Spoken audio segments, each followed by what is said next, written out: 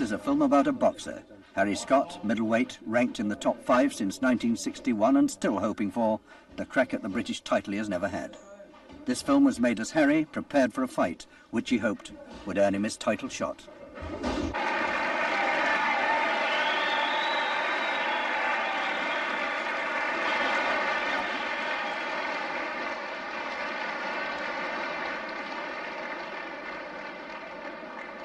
Sidney Dye, Liverpool Echo.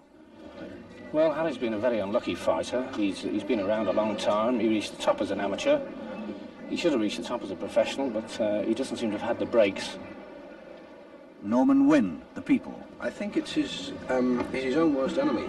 He's a very good fighter. He's basically very shy outside of the ring. He doesn't look for publicity. Colin Wood, Daily Mail. Harry Scott's a very difficult fighter for anybody to beat. He's very strong, and he is a good professional. He's been through the mill. Mike Ellis, The Sun. He's the type of bloke who'll fight anybody. He goes out of the country to fight. Nobody wanted to know Reuben Carter, but Harry fights him twice. James Mossop, Sunday Express. His career at the moment, to be honest, I think there's a little bit at the crossroads. Brenda Scott, Harry's wife. You know, I think he should try and push himself a bit more. I think he's too quiet. He won't push himself the way some of them do, you know. I think it'd be better if he did. Guard his career.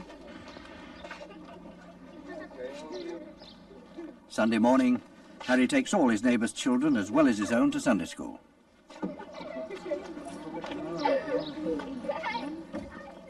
I know I've been waiting for a title fight for 6 years, you know. I always say, what will be, you know, and things will turn out, you know, in the end. I believe that it will come my way, you know. I'll get the chance. I think I could win the British Championship if I was given a chance. And every time I mentioned they want me to box eliminators for small promoters somewhere for nothing, I box everyone, anywhere, anytime, you know. Well, if I win this fight, the promoter, he's promised me a British title fight. And I'd just like the satisfaction of the championship was. My mum and my dad, I think they'd be proud, you know, to think that I'd won the championship. Alex Scott, Harry's father. And one day he came home, he was watching the telly, and he says to his mother, "I'll be on there one day, Mark." This one here is a plaque. This is when he was light middleweight, running up at the division. Oh no, that's Ronnie's son.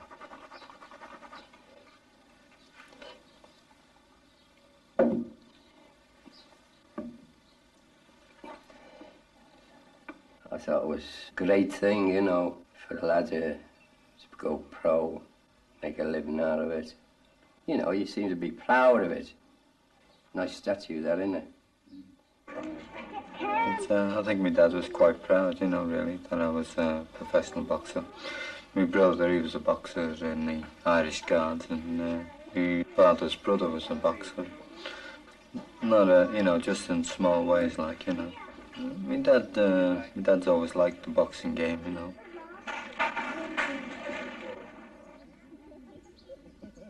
On a Sunday, the weather's quite good, you know. We go out, day out to a park. Every weekend we always meet, you know.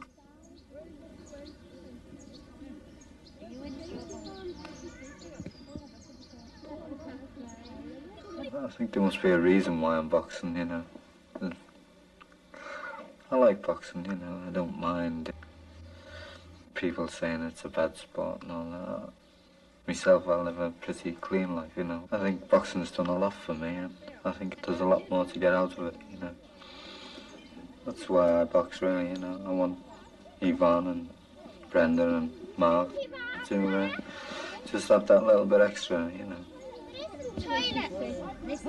I could be working for the rest of my life and living in a corporation house earning, say, £14 a week or something, you know.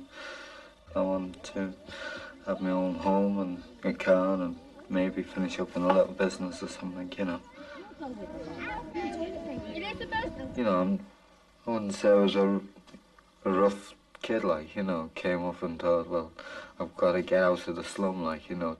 I could have been a bad lad, I suppose, but would have carried on the way I was, just going drinking at 16 and things like that, you know. But boxing has taken me away from all that.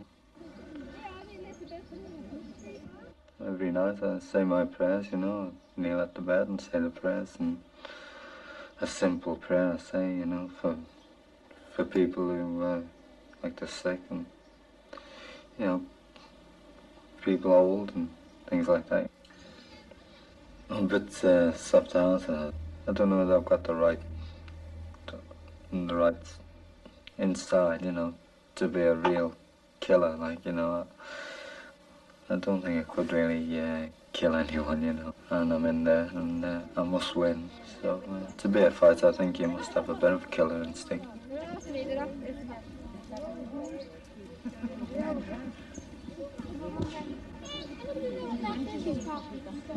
I'd like Mark, Ivan, you know, to play tennis or something like that. In fact, sometimes, you know, I even think, well, I'd never like him to know I was a boxer, you know. Laurie Lewis, well-known fight promoter. First of all, I'd like to welcome you all here on behalf of Harry Scott, his manager Arthur Boggis, and also to tell you about Harry Scott's opponent, who is Ruben Orico from South America, the official middleweight champion of Uruguay.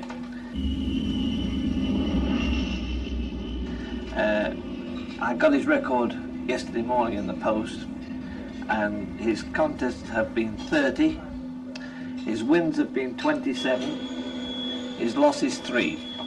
One of his losses was to an Italian called Truppi, the second loss was to Luis Rodriguez, and the third was to Luis Felido, the highly rated middleweight from Spain. To ask him first, his first trip to England. Es su primera visita a Inglaterra. Sí, señor, sí. Never been here before. Es la primera vez que he visitado nuestro país. Sí, sí.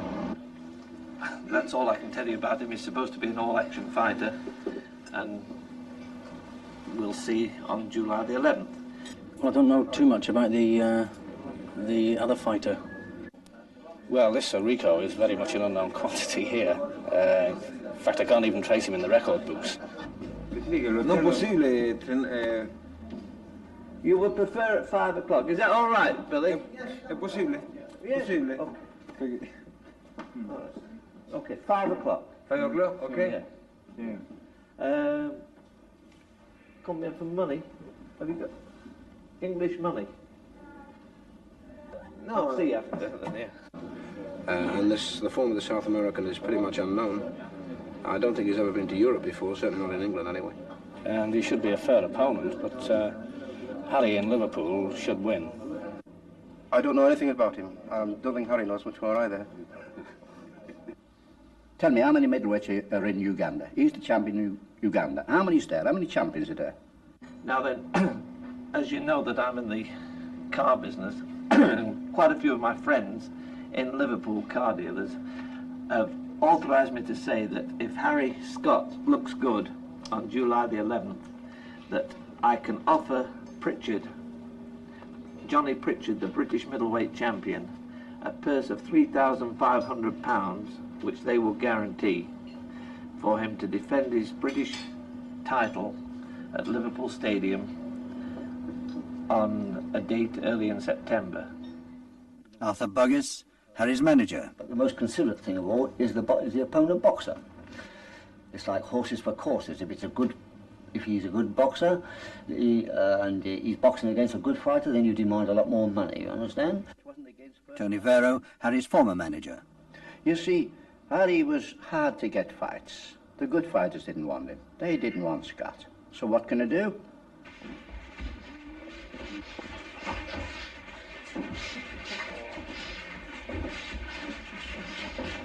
I think Scott will win, because he's determined to win. He trains like hell.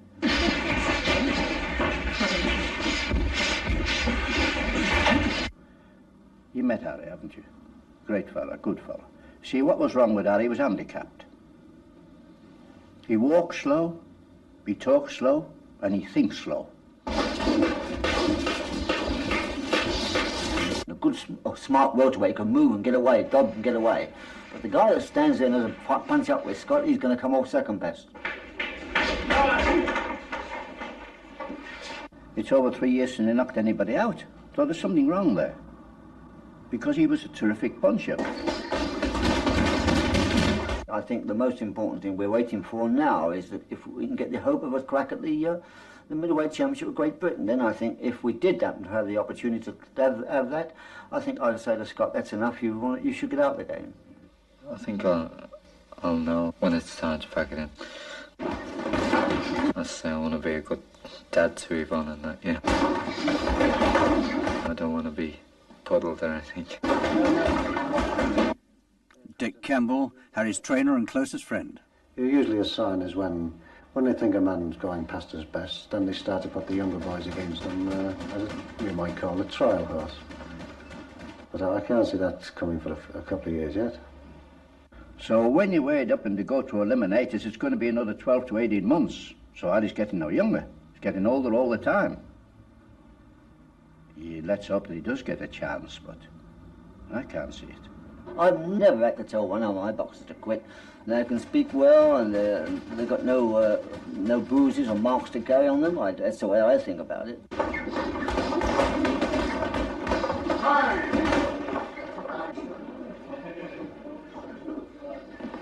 He got the right attitude to train. As the fight approaches, I would say he's got the right attitude to the fight. There is things can upset him immediately before the fight. I know just how to handle them, and every trainer, I suppose, knows the same about his own particular boy. So this is where I think the trainers don't get quite the praise that they should get. An awful lot is left for the trainer to see that the boy goes into the ring in a fit condition. I mean, there must be harmony between the trainer and the boxer, I should say, to a greater magnitude than there is between manager and boxer. Harry, in my opinion, his nature is alien to a fighter's nature in this respect, that he's one of the most easygoing blokes you could ever wish to meet. And this is essentially, I think, Harry's failing. In other words, he's too nice a bloke. Some mornings you feel like, just especially in the winter, and it's a bit cold, and but you have to get off. Dick's waiting, in the car, and so he never knocks, he just waits there. A good corner man, a good trainer is everything, I think.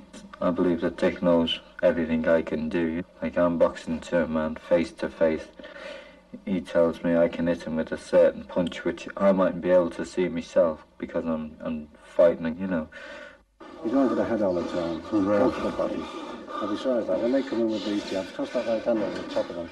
I know you can't hurt them and all that, but just throw the punches over. Throw for the top of the head.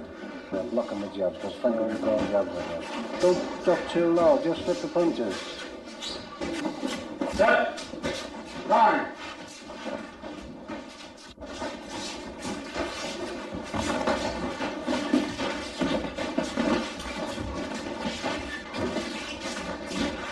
Yeah, well, the thing is, we're going to have to set aside about a third of the purse money when we find out what the purse money is. And that brings another problem, because we're going to have to make sure that the purse money we get is right. We've got to find out, in effect, doing orders on the ticket take and one thing and another. So I want 25% of the gate. And 25 of the gate. Can I just make a note of that in the book? I don't know where we are. You're on 25 of the gate. How's the ticket sales? Deadly. Are they? Yeah. That's good. That's marvellous. Have the programmes arrived? No programmes or no bills. No handbills, what time are they due? No, well, I asked them, and I thought you'd have G'd them up a bit for it. Well, we'll get them on the phone now.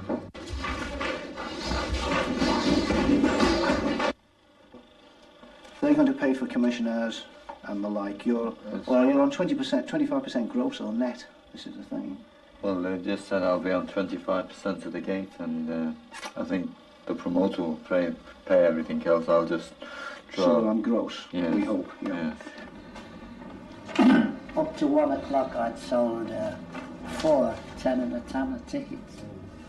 Well, it's early yet, Johnny. I mean, we've got 14 days I've to got go. 25 quid in the kitty now. So it's bucking up a bit. That's marvellous.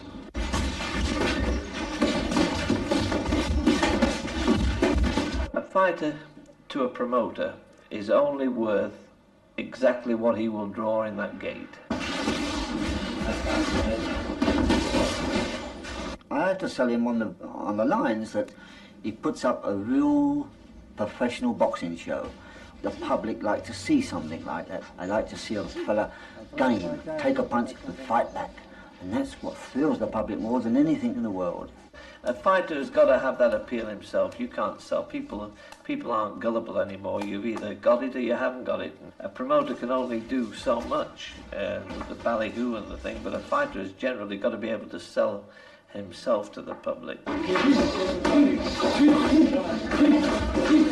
Although Harry is very aggressive in the ring, he is not the publicity-conscious type that, say, Terry Downs was. You know, Terry loved the publicity and got a lot of publicity because of this. Harry is not like that at all. In the old days, before my time, well before my time, to be a good boxer, you had to be a hungry fighter. Larry Lewis, the man is trying to revive boxing, but what chance has he got of making money if the fighters are taking all the money that comes in?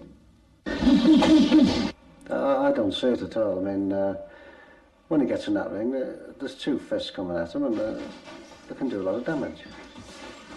Could be permanent damage. So how can he ask too much for it? Well, I wouldn't give a fighter a penny.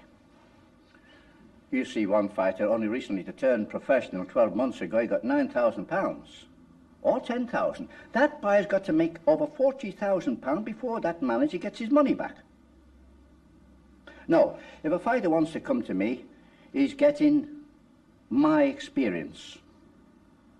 And money couldn't buy that.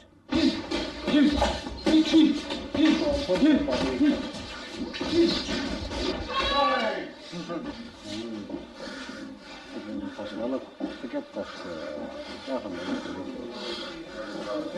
Looking for left hooks all the time to the head. Look for your jab. Your jab more. And hook to the body more so in your head. You're trying to throw hooks to the head all the time. Jab, go into that and that's...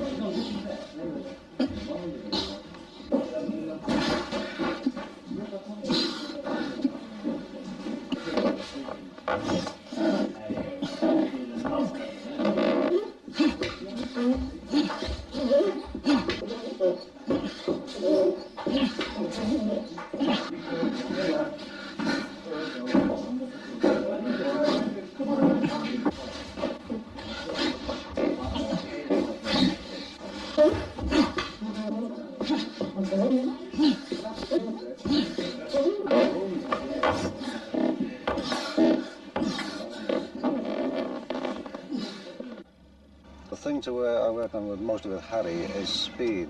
He was inclined to be a bit one-paced, but I think he's thinking cricket too. Sprint! Harry, sprint! Sprint! Sprint! Sprint!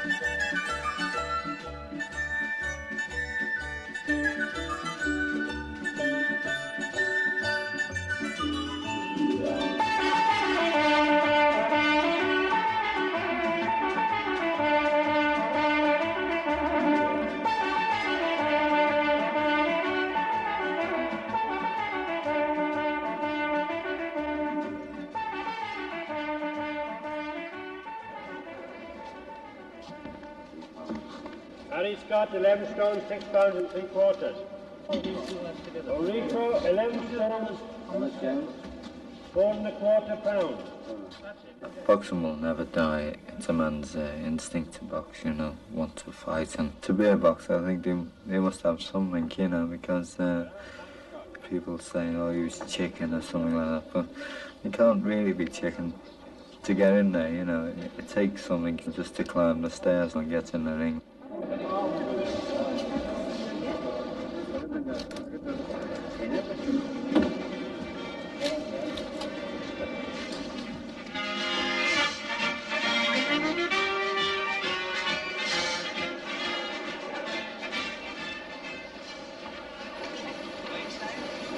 Hello and good evening, and pull up your ringside seat with me at Liverpool Stadium.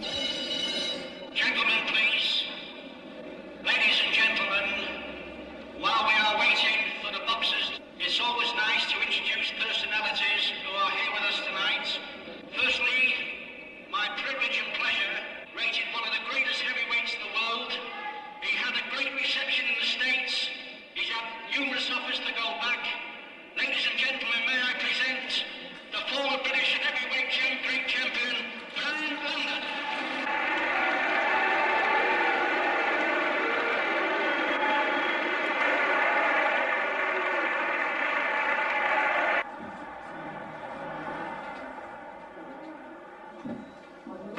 I get nervous in the dressing room a bit, you know, the stomach starts to tie a knot, you know. But once I come out the dressing room and I start to go down the runway, the aisle or something, forget all about it, you know. Yes.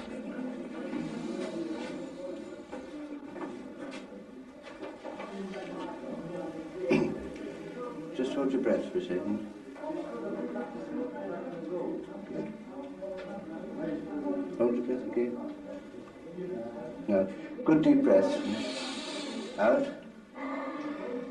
Again.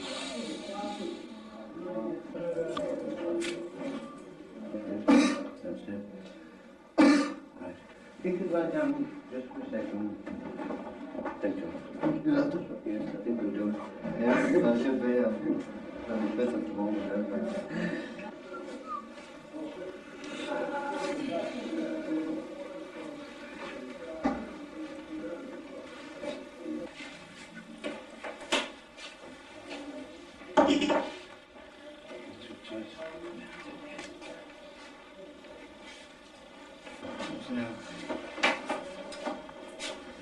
Where's he now? Okay. Right.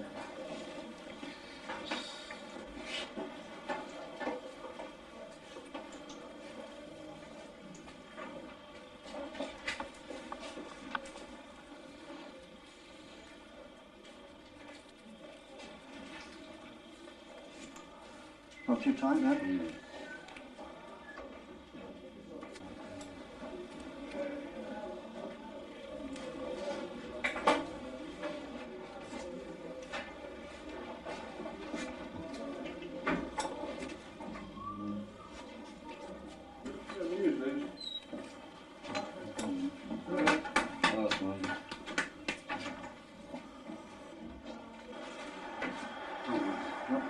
Last but certainly not least, one of the greatest professionals in British boxing, the welterweight champion of Great Britain, Liverpool's own Johnny Cook.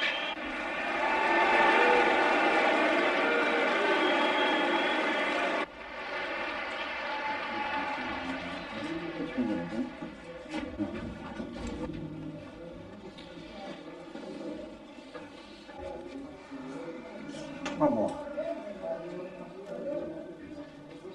That's not bad.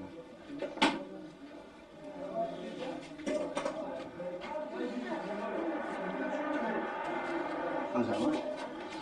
Yeah. Okay? Yeah. Right. Right, you ready now? Okay? Find out when it's on. Harry, we just spoke to the Mexican, the South American, Harry. I suppose he doesn't understand English, but he understands the clean break, There's no mandatory count. If it goes down when he gets up and I say box on, you box on. He understands this, he understands the rest of the rules. Wish you all the best. I know you do, I explain to you in the ring. Okay? Good luck. Good luck.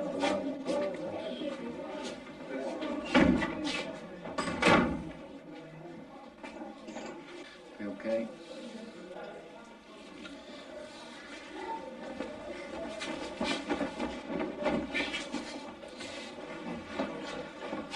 Warm in here, Dick, isn't it? Yes.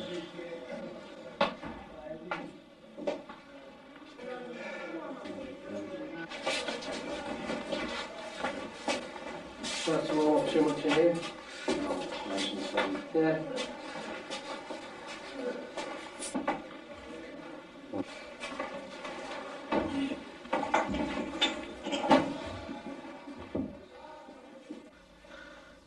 I've just got to win.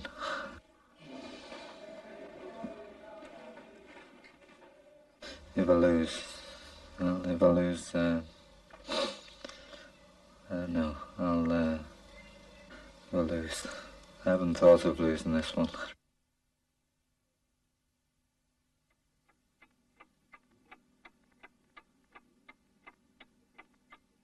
Right, come on, Ryan.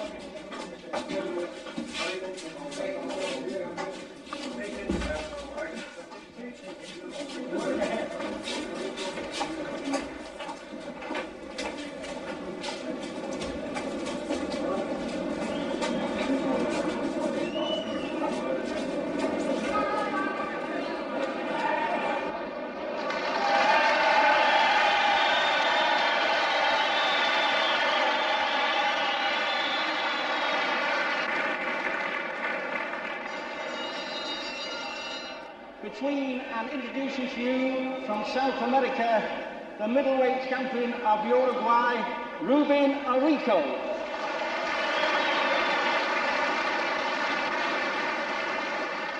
And in this corner, Harry Scott of Liverpool. At the Arico scaled 11 stone 4¼ pounds. Scott scaled 11 stone 6¾ pounds. Your referee, Mr. Harry Warner of Ashton-under-Lyne. Your timekeeper, Mr. John Burns of Southbolt. Your steward in charge, Mr. Ray Corley of Manchester. Well, let's see what's in store tonight. For the main event, Harry Scott, the Boodle Bulldog, and Ruben Orico from Uruguay.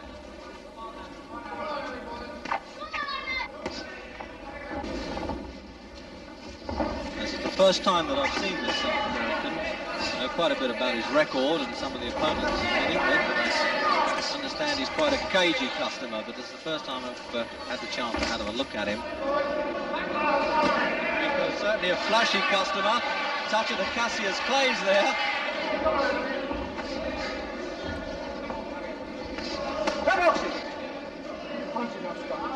Box on.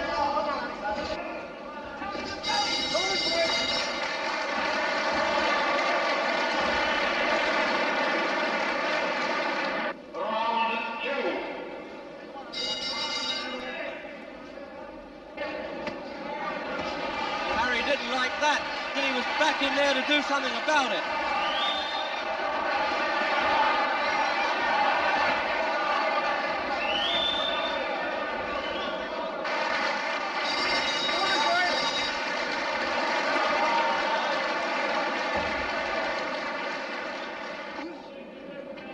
Round 3, and let's see if Harry Scott of Liverpool is able now to sort out the South American. The first sign of blood here is from Orico's nose. Pretty obvious that Scott has got to get to close quarters with this South American. He can't afford to box at long range and let him make a fool of him. Well, of all the high-ranked fighters that Harry Scott here has boxed, I think this is the most slippery. A minute to go in this round.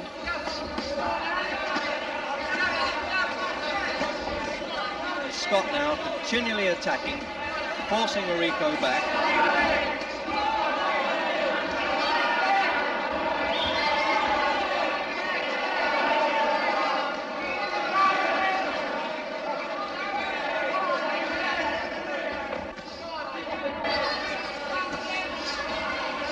Rico inviting Scott to come in. He may be asking for trouble.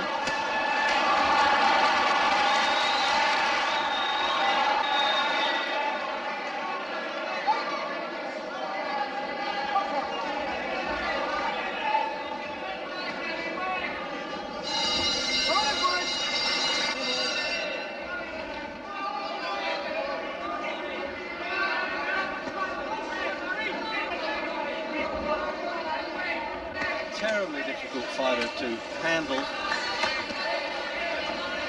Keeps hitting you on the nose and then tantalizing, standing off. Scott doesn't like it one bit.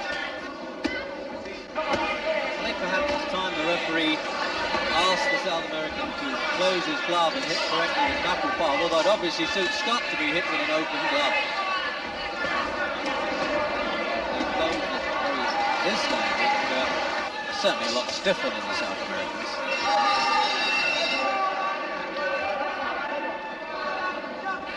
I suspect that everything Scott is doing is, although not quite so eye-catching, it's certainly more hurtful, more correct. There he is now really working away, both hands, trying to settle it beyond any doubt.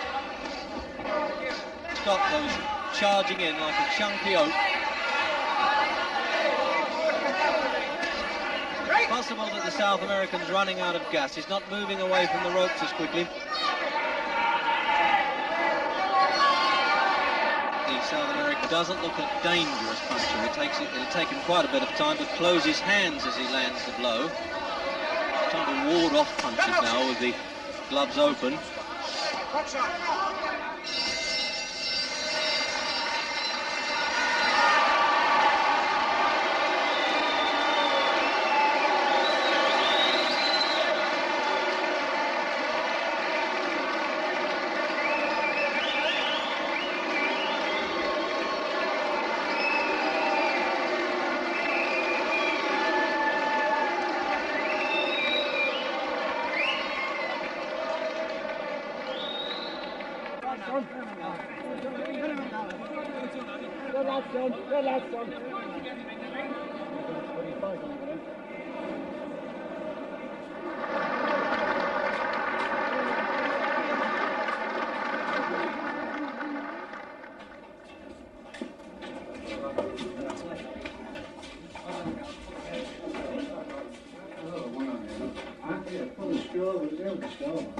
Toen ben je een fout werden binnen de ring. Klaar niet.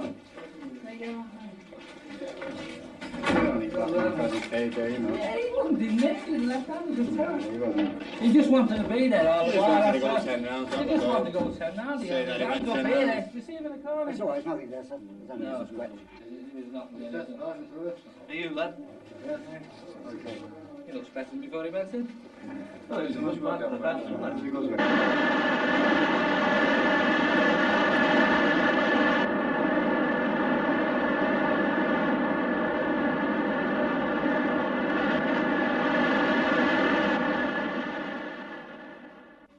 I read about six papers this morning, and only one paper I thought gave a fair write-up the fight. I just couldn't understand the reports this morning, you know. But the reports don't really bother me. I was a bit upset, but I really won't worry about it. I can't do no more than only win.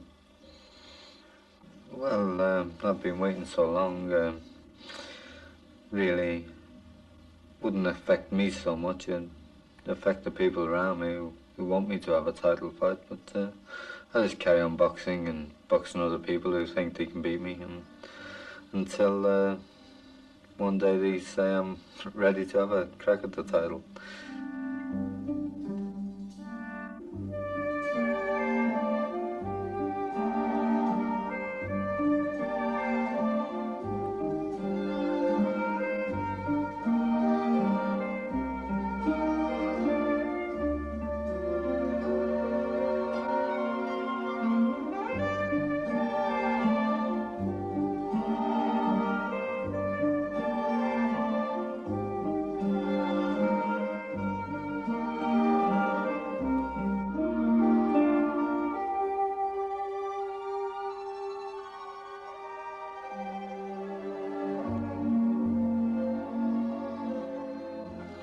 I'm happy because I've got Yvonne and Mark, and I've got Brenda, you know, and I've got my mum and dad and all my family.